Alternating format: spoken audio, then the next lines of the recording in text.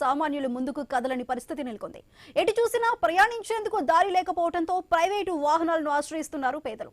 అర్ధరాత్రి నుంచి కొనసాగుతున్న సమ్మెతో ఎక్కడి బస్సులు అక్కడే నిలిచిపోయాయి. ఎందుకంటే డిమాండ్ల సాధన కోసం 41 రోజుల ముందు సమ్మె నోటీసులు ఇచ్చిన కార్మిక సంఘాల జేఏసీ పలుమార్లు ఆర్టీసీ యాజమాన్యం కార్మిక శాఖతో చర్చలు జరిపాయి.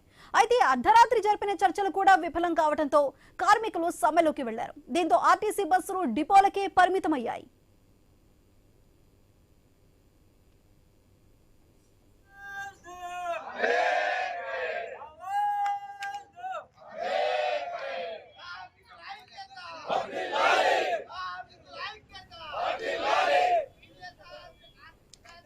నిత్యం బస్సులో ప్రయాణించే సామాన్య జనానికి ఈ సమ్మెతో అవస్థలు మొదలయ్యాయి.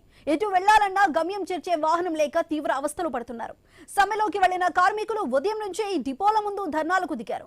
బస్సులను బయటకు వెళ్లకుండా అడ్డుకుంటున్నారు.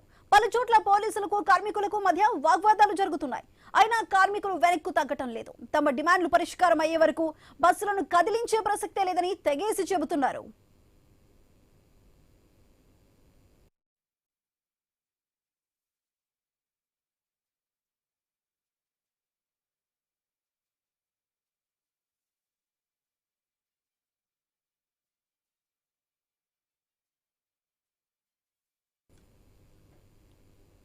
అటు ఆర్టీసీ యాజమాన్యం సమ్మెను విఫలం చేసేందుకు తీవ్ర ప్రయత్నాలు చేస్తోంది. ఇప్పటికే ఉన్న అద్దె బస్సులను నడిపించేందుకు ప్రయత్నిస్తోంది. అయితే కరీంనగర్ లో ఆర్టీసీ అధికారులు చేసిన ప్రయత్నం బెడిసి కొట్టింది. బస్ కు ప్రైవేట్ డ్రైవర్ తో నడిపించే ప్రయత్నం చేశారు. దీంతో సమ్మె ఉధృతం అవుతున్న వేళ అధికారుల అతి ఉత్సాహం సామాన్య ప్రయాణికుల పాలిట శాపంగా మారింది. ఎలాగైనా బస్సులు నడపాలన్న పంతంతో అనుభవం లేని ప్రైవేటు వ్యక్తుల చేతికి స్టీరింగ్ అప్పగించడంతో మృత్యు శకటాలు రోడ్డెక్కుతున్నాయి. కరీంనగర్ జిల్లా అల్గునూరు వద్ద జరిగిన బస్ ప్రమాదం రాష్ట్ర వ్యాప్తంగా కలకలం రేపుతోంది.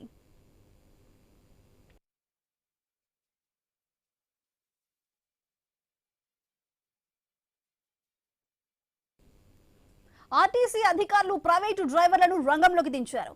కరీంనగర్ టు డిపోకు చెందిన బస్సులో ప్రయాణికులను ఎక్కించి ఒక ప్రైవేటు డ్రైవర్ సహాయంతో వరంగల్ కు పంపారు. అయితే అల్గునూరు వద్దకు రాగానే డ్రైవర్ నియంత్రణ కోల్పోవడంతో బస్ ఎదురుగా వస్తున్న లారీని బలంగా ఢీకొట్టింది. ఈ ప్రమాదంలో బస్ ముందు భాగం పూర్తిగా ధ్వంసమైంది. బస్సులో ఉన్న ప్రయాణికులు ఒక్కసారిగా హాహాకారాలు చేశారు. అదృష్టవశాత్తు ఎలాంటి ప్రాణ నష్టం జరగకపోవడంతో అందరూ ఊపిరి పీల్చుకున్నారు.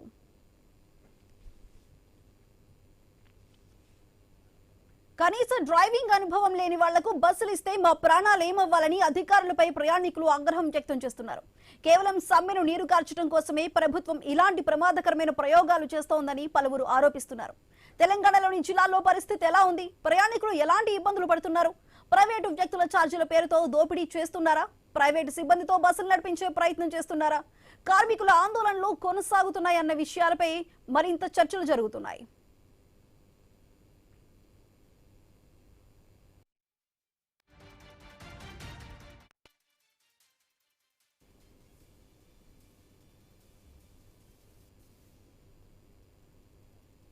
ప్రభుత్వంతో జరిగిన చర్చలు విఫలమవడంతో ఆర్టీసీ జేఏసీ ఆధ్వర్యంలో ఆర్టీసీ కార్మికులు సమ్మెబాట పట్టారు.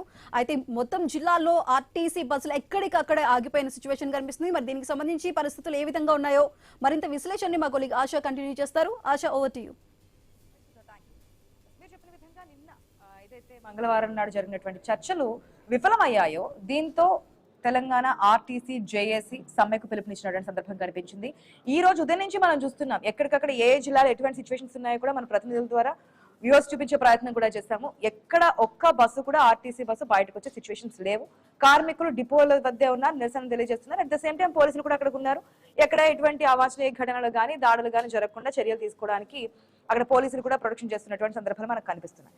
కాకపోతే వారు 32 డిమాండ్లను ముందు పెట్టారు. 32 డిమాండ్లలో ఏదైతే తెలంగాణలో కాంగ్రెస్ పార్టీ అధికారంలోకి రాకముందు మేనిఫెస్టోలో పెట్టినవి కానీ లేదంటే వారికి చేస్తామని చెప్పి హామీలు ఇచ్చినవి కానీ వెంటనే చేయాల్సింది. ఇప్పటికీ 2.5 years అయిపోయింది. ఈ డిసెంబర్ వచ్చిందంటే 3 years కంప్లీట్ అవుతుంది. మరి 2.5 years ఇచ్చినటువంటి హామీలు ఎందుకు అమలు చేయడం లేదు అని చెప్పి క్వశ్చన్ చేస్తున్నారు. ఒక కమిటీని కూడా ఏర్పాటు చేశారు జీవో నెంబర్ 66 ప్రకారం. కాకపోతే ఆ కమిటీ వాళ్ళు కూడా మాకు ఒరిగేది ఏమీ లేదు, మాకు తక్షణం చేయాల్సిందే అంటున్నారు. అయితే ఆర్టీసీ ఎండీ కూడా దీనికి సంబంధించి మాట్లాడుతూ ఉన్నారు.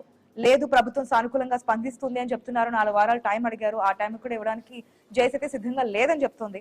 మెయిన్ ఏంటంటే ఆర్టీసీని ప్రభుత్వంలో విలీనం చేయడం కానీ వారిని ప్రభుత్వ ఉద్యోగులుగా చేయడం కానీ లేదంటే కనుక వారికి ఉన్నటువంటి బెనిఫిట్స్ రావాలని చెప్పి బకాయిలు ఏదైతే ఉన్నాయో వాటిని తీర్చాలని ఇవన్నీ కూడా చేస్తున్నటువంటి సందర్భం మనకు కనిపిస్తోంది. వేతన సవరణ చట్టం ప్రకారం 30% ఫిట్నెస్ ఇవ్వాలని ఇవన్నీ కూడా వాళ్ళ డిమాండ్లలో ప్రధానంగా వినిపిస్తున్నటువంటి మాట. ఇప్పటికైనా సరే ప్రభుత్వం ఆ డిమాండ్లను లేదంటే కనుక ఏదైతే మీరు చెప్పినవే మేము చేయమని చెప్తున్నాం కదా అని చెప్పి క్వశ్చన్ చేస్తున్నటువంటి సందర్భాలు స్టిల్ నౌ ఇప్పటికీ అయితే బస్సులు డిపోలకే పరిమితమైనటువంటి పరిస్థితులు కనిపిస్తున్నాయి. ప్రభుత్వం అయితే మేము చెప్తామంటున్నారు. ఇక్కడ ఏంటంటే ఎవరికి ఏది వృత్తి మీద నైపుణ్యం ఉందో వారు ఆ వృత్తిని చేయాలి, లేకుండా అప్పటికప్పుడు ఏదో నడిపించేయాలి, లేదంటే కనుక ఈ సమ్మె ఈ విధంగా కొనసాగుతుంది కాబట్టి ప్రజల నుంచి ఏమైనా వ్యతిరేకత వస్తుందేమో అన్న ఒక కారణంతో అనుభవం లేని వాళ్ళని తీసుకొచ్చి స్టీరింగ్ ఇస్తే కనుక ఇటువంటి ప్రమాదాలే. మనం ఇంతకుముందు చెప్పుకున్నాం కదా కరీంనగర్ లో ఎటువంటి సిచ్యువేషన్స్ ఉందో. ఏమీ జరగలేదు కాబట్టి అందరూ ఊపిరి పీల్చుకున్నారు. ఒక్కవేళ ఏదైనా జరుగుంటే దానికి సమాధానం ఎవరు చెప్తారు, బాధ్యులు ఎవరు అనే క్వశ్చన్స్ కూడా రేజ్ అవుతున్నాయి కదా. సో ఎవరు చేయాల్సిన పని వాళ్ళు చేయాలి తప్ప వేరే ఒకళ్ళ పని వాళ్ళు లేకపోతే మనం పోస్ట్పోన్ చేసే అనే పరిస్థితులు ఉండవు. కాబట్టి ప్రభుత్వం మరి దీనికి సంబంధించి ఎటువంటి యాక్షన్ తీసుకోబోతున్నది కూడా చూద్దాం. ఎస్, మనతో పాటు ఆదిలాబాద్ ప్రతినిధి శ్రీనివాస్ సిద్ధంగా ఉన్నారు. రైట్ శ్రీనివాస్, ఉదయం నుంచి మనం చూస్తున్నాము బస్సులు అయితే డిపోలకే సిచ్యువేషన్ పరిమితం అయిపోయిన పరిస్థితి కనిపిస్తున్నాయి. కరీంనగర్ నుంచి మా ప్రతినిధి ప్రశాంత్ కూడా సిద్ధంగా ఫస్ట్ ఆదిలాబాద్ సిచ్యువేషన్ చూసిన తర్వాత మనం కరీంనగర్ విషయానికి వెళ్దాం. ఎస్ శ్రీనివాస్, ప్రెసెంట్ సిచ్యువేషన్ ఏంటి, ప్రయాణికుల దగ్గర నుంచి వస్తున్నటువంటి ఆన్సర్ ఏంటి, కార్మికులు ఏమంటున్నారు? ఉమ్మడి ఆదిలాబాద్ జిల్లా వ్యాప్తంగా ఈ రోజు తెల్లవారుజాము నుంచి కూడా బస్సులన్నీ కూడా డిపోలకే పరిమితమైన పరిస్థితి ఉంటాయి. ఇటు ప్రైవేట్ హైయర్ బస్సులను హైక్ చేసుకొని కూడా ఇటు బస్సులు నడిపించడానికి అయితే ఆర్టీసీ యాజమాన్యం చొరవ చూపడంతో అయితే ఇటు ఆసిఫాబాద్ జిల్లాతో పాటు మరికొన్ని బస్ డిపోలను అయితే ఆర్టీసీ కార్మికులు అయితే బస్సులకి ఎదురు తిరిగిన సిచ్యువేషన్ అయితే మనం చూస్తా ఉన్నాం. అయితే ఉదయం నుంచి కూడా ఒక్క బస్సు కూడా బయటికి రాని సిచ్యువేషన్ అయితే ఇటు ఉమ్మడి ఆదిలాబాద్ జిల్లా వ్యాప్తంగా ఉంది. ప్రస్తుతానికి నేను మంచిర్యాల ఆర్టీసీ డిపో వద్ద ఉన్నాను. మనతో పాటు జేఏసీ నాయకులు, ఇటు ఆర్టీసీ ఉద్యోగులు ఉన్నారు. అసలు వారి ప్రధాన డిమాండ్లు ఏంది, వారు సమ్మెకు పోవడానికి గల కారణాలు ఏంటి, వారి మాటల్లోనే మనం వినే ప్రయత్నం చేద్దాం. సార్ చెప్పండి, దాదాపుగా 40 రోజుల క్రితం మీరు ఆ సమ్మెకు సంబంధించి అయితే నోటీస్ అయితే ఇచ్చారు, కానీ ప్రభుత్వం నుంచి ఎటువంటి స్పందన రాకపోవడంతో ఈ రోజు అయితే సమ్మెకి దిగిన పరిస్థితి ఉంది. మీ ప్రధాన డిమాండ్లు ఏంటి, అసలు ప్రభుత్వాన్ని మీరు ఏం కోరుతా ఉన్నారు? ప్రభుత్వం ఒకటి మాకు రావాల్సిన 2 పే స్కేల్ ఇవ్వాలి, మాకు యూనియన్స్ ప్రొవైడ్ చేయాలి, మమ్మల్ని ప్రభుత్వంలో విలీనం చేయాలి, మా కండక్టర్ సోదరి మనులకు ఉద్యోగ భద్రత కల్పించాలి. ఇవాళ గతంలో 50-60 మంది వస్తా ఉండి ఇవాళ 120 మంది ఎక్కుతా ఉన్నారు బస్సుల. దాంట్లో అప్పుడప్పుడు మిస్టేక్లు జరిగే అవకాశాలు ఉన్నాయి. ఎందుకంటే ఇవాళ అమ్మ ఆధార్ కార్డు చూపించమంటే కోపం చేస్తా ఉన్నారు. వాళ్ళు ఆధార్ కార్డు నేను రోజు ట్రావెల్ చేస్తాను నీకు చూపించాలా, ఎందుకంటే అది నీ బాధ్యత. ఇప్పుడు మనం రోజు ఏదైనా ఆఫీస్కి పోయినా రోజు సంతకం చేస్తాం, ఎందుకు మనం వచ్చిన వాళ్ళు చెప్పుకోవడానికి. నువ్వు రోజు ట్రావెల్ చేస్తే కానీ ఖచ్చితంగా ఆధార్ కార్డు అనేది మా కండక్టర్లకు చూపించాలి. అప్పుడే మాకు కూడా మాకు భద్రత అనేది ఉంటుంది. అది ఏది లేకుండా వాళ్ళు మా మీద జులుం చేయడం, మీరు వాళ్ళకు పెద్ద ఎత్తున పీట చేసుడు. మళ్ళీ ఇంకొకటి ఏది కదా అంటే ఇవాళ జగన్మోహన్ రెడ్డి గారు ఆంధ్రాలో వాళ్ళను ప్రభుత్వంలో విలీనం చేసిండు. ఇంతవరకు మమ్మల్ని విలీనం చేయకపోవడానికి కారణాలు ఏంటో మాకైతే తెలుస్తలేదు. అక్కడ అది ఆర్టీసీ, ఆర్టీసీ ఏమో గవర్నమెంట్ లో విలీనం అయింది, లాభాలు ఉన్న ఆర్టీసీ విలీనం కాకపోతా ఉన్నది. మరి దీనికి ఎవరు నైతిక బాధ్యత వహిస్తారో మాకైతే అర్థమైతే లేదు. గతంలో మీరు ఎన్నోసార్లు హామీ ఇచ్చారు మాకు, ముఖ్యమంత్రి కాకముందు, అయిన తర్వాత చేస్తా అన్నారు, కానీ ఇంతవరకు ఎలాంటిది చేయలేదు. 2.5 సంవత్సరాలు గడిచిపోయినాయి. మళ్ళీ మీరు నెక్స్ట్ కూడా నేనే ముఖ్యమంత్రి కానీ అంతవరకు అయితే కాదు, అది దేవుడికి తెలుసు. ఎందుకంటే ప్రజల నాటి పట్టడం వల్ల ఏ రాజకీయ నాయకుడు కూడా అర్థం కాని పరిస్థితిగా ఉన్నది. ఎప్పుడు ఏం జరుగుతుందని ఎవరికి తెలియదు. కాబట్టి మీరు కూడా ఆచితూచి ఆర్టీసీ వాళ్ళని నా కన్నబిడ్డలు అనుకొని మీరు మాకు అన్ని చేస్తే మీకు మేము ఎప్పుడు చేదు అది అడుగుంటాం. లేని పక్షంలో మేమేం చేయాలో చేస్తామని సవినయంగా మనవి చేస్తాం. ఇటు కాంగ్రెస్ పార్టీ అధికారంలోకి రాకముందు తమ మేనిఫెస్టోలో పెట్టింది, కాంగ్రెస్ పార్టీ అధికారంలోకి వస్తే ఖచ్చితంగా ఆర్టీసీని ప్రభుత్వంలో విలీనం చేస్తామని చెప్పింది. మీకు ఇవ్వాల్సినటువంటి పిఆర్సీలు కూడా ఇస్తాము, అంతేకాకుండా పని భారాన్ని కూడా తగ్గిస్తామంటే కొన్ని మేనిఫెస్టోలో పెట్టిన సిచ్యువేషన్స్ ఉన్నాయి. మీ ప్రాబ్లమ్స్ అన్ని కూడా సానుకూలంగా కూడా స్పందించి క్లియర్ చేస్తామంట. కానీ 2.5 ఏళ్లలో అవి ఏమైనా సాధ్యమయ్యాయా ఇటువంటి పరిస్థితులు? 2.5 సంవత్సరాలల్లో ఇంకా పని భారం పెంచింది తప్ప తగ్గియలేదు. ఓటీ డ్యూటీల పేరిట 12 గంటలు పని చేసుకొని 2 గంటలు, గంట ఇస్తా ఉన్నారు. ఇది శ్రమలో అప్పుడు బ్రిటిష్ వాళ్ళు మనం పరిపాలన చేసినప్పుడు కూడా ఇలాంటి పరిపాలన జరగలేదు. కానీ కాంగ్రెస్ ప్రభుత్వం వచ్చిన తర్వాత అలాంటి పరిపాలన చూస్తా ఉన్నాం.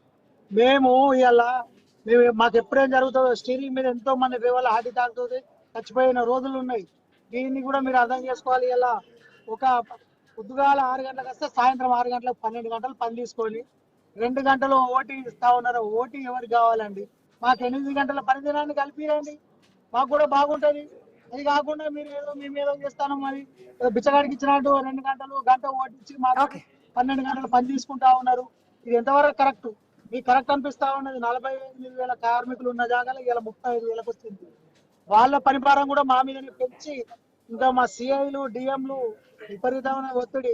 కర్మగాలి బండికి ఏమన్నా అయిందన్నా కానీ కిలోమీటర్లు క్యాన్సల్ చేయకుండా ఖచ్చితంగా మీరు ఆపరేట్ చేసుకొని రావాలి. లేని పక్షంలో మీకు శిక్షణ లేని డ్రైవర్లకు బస్సు ఇవ్వడంతో అయితే ఈ రోజు కరీంనగర్ లో యాక్సిడెంట్ అయిన సిచ్యువేషన్ ఎట్లా చూస్తారు మీరు? సిపిఐఎంఎల్ పార్టీ తరఫున అయితే ఆర్టీసీకి కార్మికులకు మద్దతు అవుతారు, ఏ రకంగా? మేము అంటున్నాం, కాంగ్రెస్ ప్రభుత్వాన్ని ఒకటే కోరుతా ఉన్నాం, మీరు మేనిఫెస్టోలో ఎన్నికలకు ముందు మేనిఫెస్టో అయితే రాసుకున్నారో వాటిని అమలు చేయమని ఈ రోజు ఆర్టీసీ కార్మికులు కోరుతా ఉన్నారు. వాళ్ళు గొంతమ్మ కోరికలు కోరట్లేదు, వాళ్ళకి అదనంగా కావాలని కూడా కోరట్లేదు. మీరు మేనిఫెస్టో రాసుకున్న వాటిని అమలు చేయండి, వాటిని మాకు ఇవ్వండి అని చెప్తా ఉంటే వాటిని ఈ రోజు పక్కదారి పట్టించడానికి కమిటీల పేరుతో కాలయాపన చేస్తూ అంటే ఇతర అనేక సంఘాల పథకాలు పెట్టారు, అనేక కార్మికులతో అనేక సంఘాలతో చర్చలు చెప్పారు. ఎక్కడ కూడా కమిటీ లేకుండా ఈ రోజు ఆర్టీసీ కమిటీ వేస్తున్నాం. ఆ కమిటీల చర్చల ద్వారా మాత్రమే పరిష్కరిస్తామంటే కాలయాపన చేయడం కోసమే కమిటీలు వేస్తా ఉన్నారు. కాబట్టి ఆర్టీసీ కార్మికుల న్యాయమైన డిమాండ్లు ఏవైతే ఉన్నాయో ఆర్టీసీ కార్మికులు ప్రభుత్వంలో విలీనం చేసుకోవాలి. అదే విధంగా రిక్రూట్మెంట్ కూడా చాలా సంవత్సరాల నుంచి రిక్రూట్మెంట్ లేదు, రిక్రూట్మెంట్ ఇవ్వాలని, ఏదైతే మాకు రావాల్సిన పిఆర్సీ ఇస్తున్నాయో వాటిని వెంటనే అమలు చేయాలని, మాకు పనికి తగ్గ ప్రతిఫలం కావాలని, పరిస్థితులను తగ్గించాలని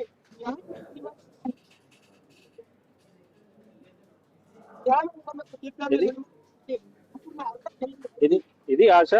ఇటు ఉమ్మడి ఆదిలాబాద్ జిల్లా వ్యాప్తంగా అయితే ఇటు ఆర్టీసీ ఉద్యోగులు కానీ జేఏసీ నాయకులు కానీ చెప్తున్నది ఒకటే, తామేమి గొంతమ్మ కోరికలు కోరలేదు, కాంగ్రెస్ ప్రభుత్వం తమకు ఇచ్చిన హామీలను నెరవేర్చాలంటూ కూడా తాము అవే కోరికలు కోరుతున్నాం. తమ ప్రధాన డిమాండ్లను 32 డిమాండ్లు నెరవేరే వరకు మాత్రం సమ్మె ఆగదు, ఎన్ని రోజులైనా తాము సమ్మె చేయడానికి సిద్ధంగా ఉన్నామంటూ ఇటు ఆర్టీసీ జేఏసీ నాయకులు ఉద్యోగులు అయితే చెప్తున్న పరిస్థితి ఉన్నాయి.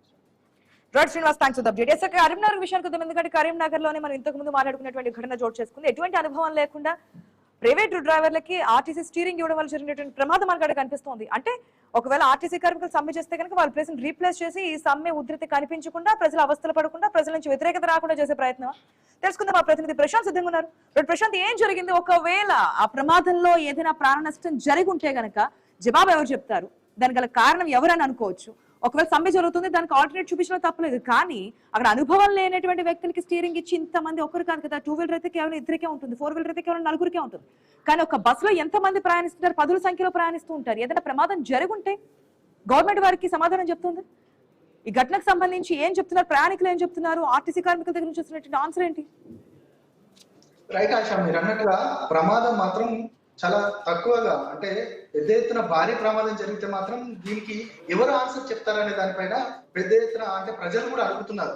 మేము అక్కడికి వెళ్ళి చూసినట్టయితే అక్కడ వాళ్ళంతా కూడా భయాందోళనలో ఉన్నారు. ఖచ్చితంగా ఇది చిన్న ప్రమాదం కాబట్టి చిన్న చిన్న గాయాలు అయ్యాయి తప్ప మిగతా ఏదైనా ప్రమాదం జరిగితే మాత్రం పెద్ద ఎత్తున ప్రాణ నష్టం జరిగేది అనేది కూడా ప్రజలు భయాందోళనకు గురవుతున్నారు. ఖచ్చితంగా ఎవరైతే శిక్షణ లేని డ్రైవర్లు ఉన్నారో ఆ డ్రైవర్లకు కాకుండా శిక్షణ ఉన్నవారు, మిగతా కొంత అనుభవం గతంలో రిటైర్మెంట్ అయిన వారిను, మిగతా వారిని నియమిస్తే బాగుండేది అనేది కూడా ప్రధానంగా ప్రజల్లో వచ్చిన ఒక పెద్ద ఎత్తున అంశం, అదేవిధంగా చర్చ.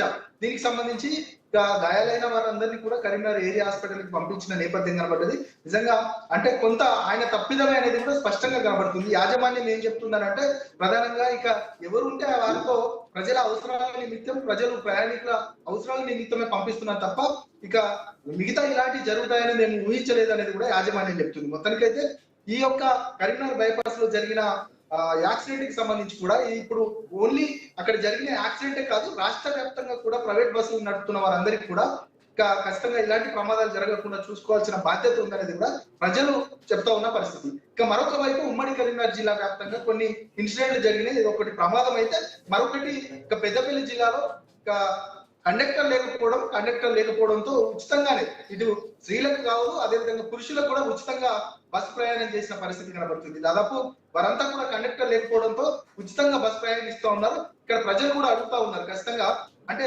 రెగ్యులర్ గా ఇవ్వడం వల్ల యాజమాన్యం కూడా అడుగుతుంది ఖచ్చితంగా ఎంతవరకు నష్టం జరుగుతుంది, ఇలా అందరికీ ఉచితాలు ఇచ్చుకుంటూ పోతే ఏ విధంగా అనేది కూడా ప్రధానంగా ఈ రెండో అంశం. మొత్తానికి అయితే ఉమ్మడి కరీంనగర్ జిల్లా వ్యాప్తంగా 900 బస్సులు ఉంటే ఇక దాదాపు 10% బస్సులు మాత్రమే తిరుగుతూ ఉన్నాయి. దాదాపు 90% బస్సులు మాత్రం రోడ్ల మీదకి వచ్చే పరిస్థితి కనబడట్లేదు. దాదాపు ఇక కార్మికులంతా కూడా రోడ్ల మీదకి వచ్చారు, నినాదాలు చేస్తా ఉన్నారు. మా డిమాండ్లను పరిష్కరించాలి. మొట్టమొదటి డిమాండ్ 32 డిమాండ్లలో ప్రధాన డిమాండ్లు 12 ఉంటే ఆ 12లో మొదటిగా ఆంధ్రప్రదేశ్ లో జరిగినట్టుగానే విలీనం, ప్రభుత్వంలో విలీనం ఖచ్చితంగా ఆర్టీసీ జరగాలి, ఆర్టీసీని విలీనం చేయాలనేది కూడా ప్రధాన డిమాండ్ చేస్తా ఉన్నారు. అదేవిధంగా గతంలో ఇప్పుడు ఏదైతే 400 కోట్ల రూపాయలు ఏటా ఇక మహాలక్ష్మి స్కీమ్ ద్వారా వచ్చే అవన్నీ కూడా ఇక రాష్ట్ర ప్రభుత్వం ఇటు పూర్తిగా ఆర్టీసీకి చెల్లించట్లేదు అనేది కూడా ప్రధానమైన ఆరోపణ.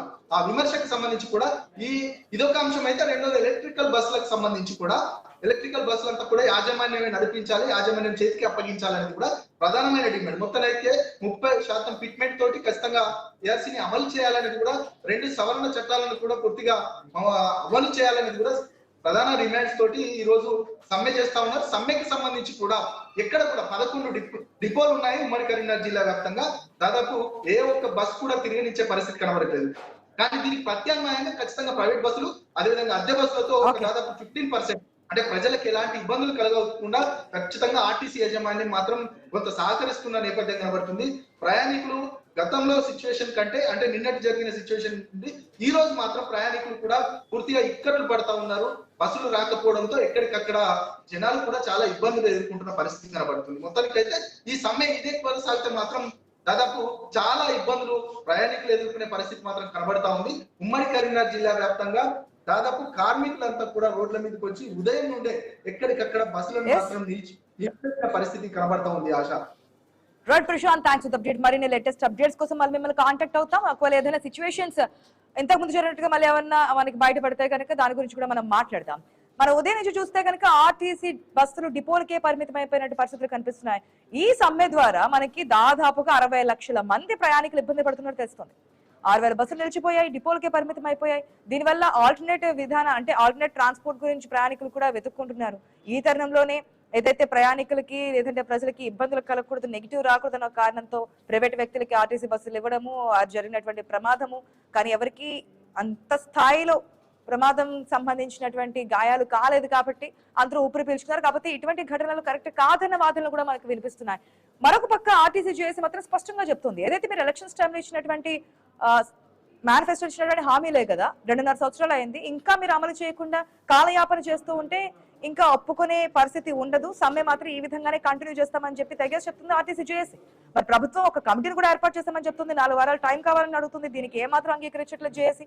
మరి ఎవరైనా చర్చలు చేసే అవకాశం ఉందా? జరిగితే కనుక సఫలమయ్యే పరిస్థితులు ఎంతవరకు ప్రభుత్వం తీసుకొస్తుందనేది కూడా వెయిట్ చేసి చూడాలి. మహబూబ్ నగర్ నుంచి మా ప్రతినిధి వెంకటేష్ సిద్ధంగా ఉన్నారు.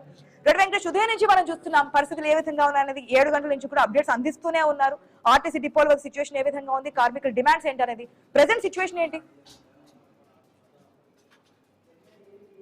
ఆర్టీసీ చక్రాలు నిలిచిపోవడంతో ప్రయాణికులు తీవ్ర అవస్థలు ఇబ్బందులు పడుతున్నారు. దూర ప్రాంతాలకు ప్రయాణించే వారికి చాలా ఇబ్బందులు పడుతున్నారు. ప్రైవేటు వాహనాలను ఆశ్రయించవలసిన పరిస్థితి ఇది. ప్రైవేట్ వాహనాలు కూడా ఒక్కసారిగా వాళ్ళు రేట్లు డబుల్ చేయడము, అక్కడ ప్రయాణికులు అక్కడ ప్రజలైతే తీవ్ర ఇబ్బందులు ఎదుర్కొంటారు. ముఖ్యంగా మహిళలు దూర ప్రాంతాలకు ఇతర ప్రాంతాలకు వెళ్లే పరిస్థితి, దాంతో పాటు అనారోగ్య పాలైన వారు కూడా ఈ బస్సులని ఆశ్రయిస్తున్న పరిస్థితి కనిపిస్తుంది. ఈ నేపథ్యంలో ఒక్కసారిగా ఆర్టీసీ బస్సులో సమ్మె చేయడంతో ప్రజలు అక్కడ ప్రభుత్వ యంత్రాంగం కూడా తీవ్ర ఇబ్బందులు పడుతున్న పరిస్థితి మనకు కనిపిస్తుంది. ఉమ్మడి పాలమూరు జిల్లా వ్యాప్తంగా ఉంటే 9 డిపోలలో ఆర్టీసీ డిపోలలో 890 మహబూబ్ నగర్ లో కూడా కొన్ని బస్సులు నడపాలని ప్రభుత్వం అక్కడ పోలీసులు ప్రయత్నాలు చేశారు. వారిని అడ్డుకున్న పరిస్థితి కూడా మనము స్పష్టంగా చూసాం. ఈ నేపథ్యంలో ఉమ్మడి పాలమూరు జిల్లాని ప్రతి నియోజకవర్గంలో ప్రతి ప్రాంతంలో బస్సులు లేక అయితే ప్రజలైతే తీవ్ర ఇబ్బందులు పడుతున్నారు. ఒక్కసారిగా ఎక్కడ కూడా అంటే ఆర్టీసీకి సమ్మె నోటీసు ఇచ్చి 41 రోజులైంది, ప్రభుత్వం కూడా ఇలాంటి చర్యలు తీసుకోలేదు. వాళ్ళకు వారి సమస్యలైన 32 డిమాండ్లలో ఏది ప్రధానమైనది ఏది కాదనేది కూడా వాళ్ళు ఇంతవరకు నిర్ధారించుకోలేని పరిస్థితిలో ప్రభుత్వం ఉందని, ఇప్పుడు కూడా ఆ ఆర్టీసీ కార్మికుల స్థితిగతులను ఆర్థిక పరిస్థితులను ముఖ్యంగా పిఆర్సీ దానికి సంబంధించిన ప్రభుత్వంలో విలీనం చేసుకోవాలి, ఆర్టీసీ సంస్థను ప్రభుత్వంలో విలీనం చేసుకుంటే తమ భవిష్యత్తు బాగుంటుందనే ఆలోచనతోటి వాళ్ళు చాలా పోరాటాలు చేస్తున్నారు. ఇప్పటి వరకు కూడా ఓకే వెంకటేష్, మరిన్ని అప్డేట్స్ కోసం మళ్ళీ మిమ్మల్ని కాంటాక్ట్ అవుతాం. మొత్తానికి ఎక్కడికక్కడ ఆగిపోయినటువంటి ఆర్టీసీ బస్సులు, దానికి ఇబ్బందులు పడుతున్నటువంటి ప్రయాణికుల అవస్థలకు సంబంధించి ఏ జిల్లాలో ఏ విధమైన పరిస్థితులు ఉన్నాయనేది క్లియర్ కట్ గా మా ప్రతినిధి వివరిస్తూ ఉన్నారు. ప్రతి చోట కూడా డిపోలకి ఆర్టీసీ బస్సులు పరిమితం అయిపోయాయి.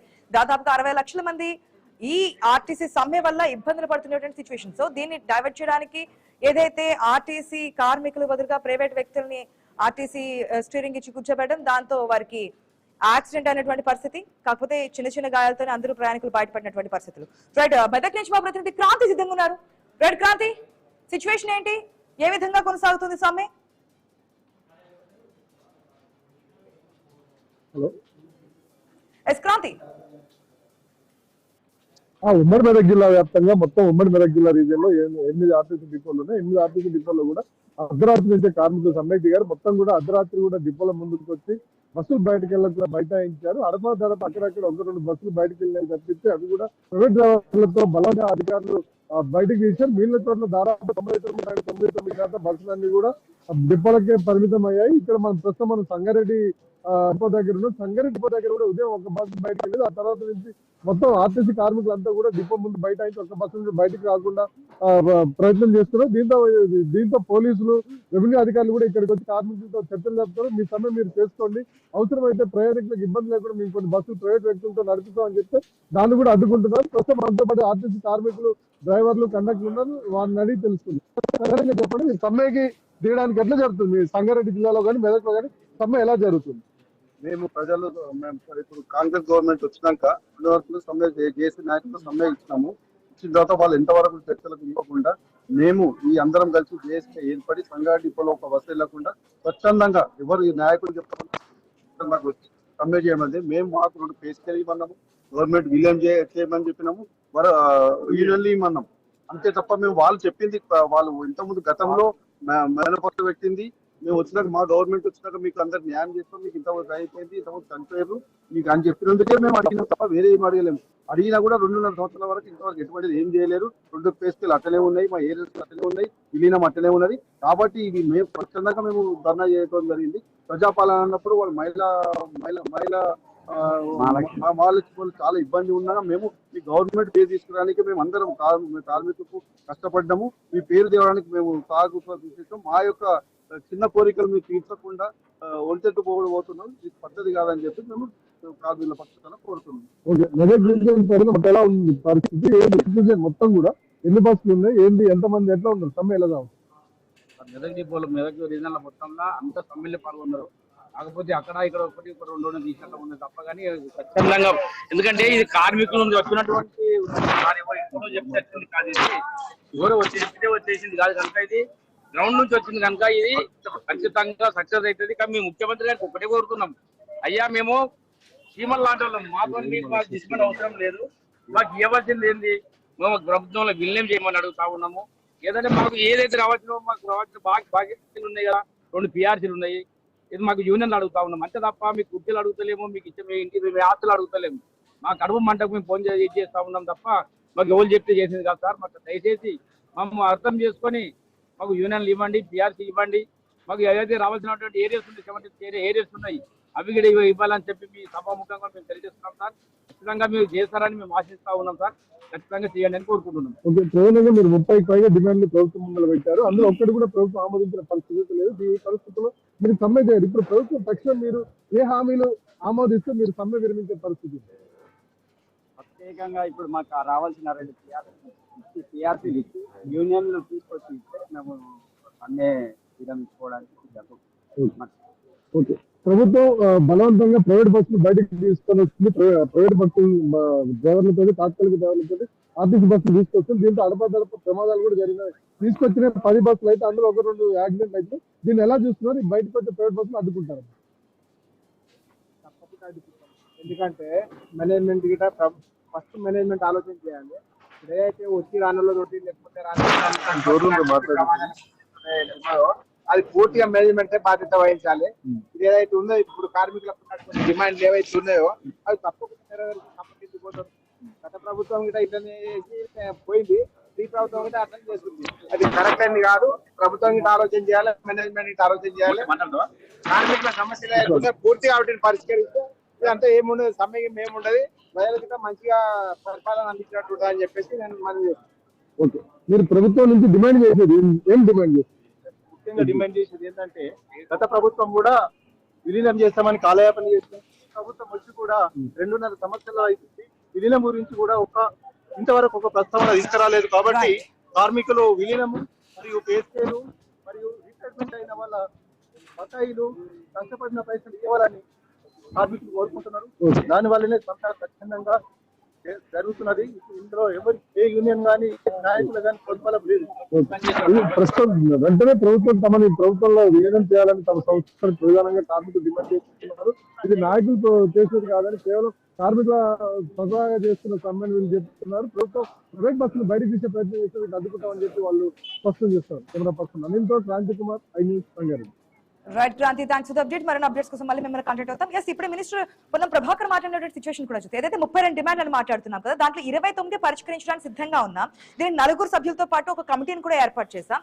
కాకపోతే దీంట్లో కాస్త సమయం ఇవ్వాలని చెప్పి కోరుతున్నాము. తప్పకుండా ఆర్టీసీ జేఏసీ ఏదైతే డిమాండ్లు పెడుతుందో దానికి సానుకూలంగానే మేము ముందుకెళ్తున్నాము. దీనివల్ల అనవసరంగా ప్రజలు ఇబ్బందులు పడుతున్నారు అంటూ కూడా పొన్నం ప్రభాకర్ మాట్లాడినటువంటి స్టేట్మెంట్స్ కూడా మనం చూసాం. సో ఏం జరగబోతుందో, ఆర్టీసీ జేఏసీ ఏమైనా 29 సమస్యల పరిష్కారానికి ఏదైతే డిమాండ్లు పెట్టిందో దాని వరకు తలొగ్గే అవకాశం ఉందా, లేదంటే కనుక 32 డిమాండ్లు నెరవేరితే కానీ సమ్మె విరమించే అవకాశం ఉండదు అని చెప్పి స్పష్టం చేస్తున్నారని వెయిట్ చేసి చూద్దాం. ఇది వాటి క్వశ్చన్ ఎవరికి పోషంగా ఐ న్యూస్ మీతోనే.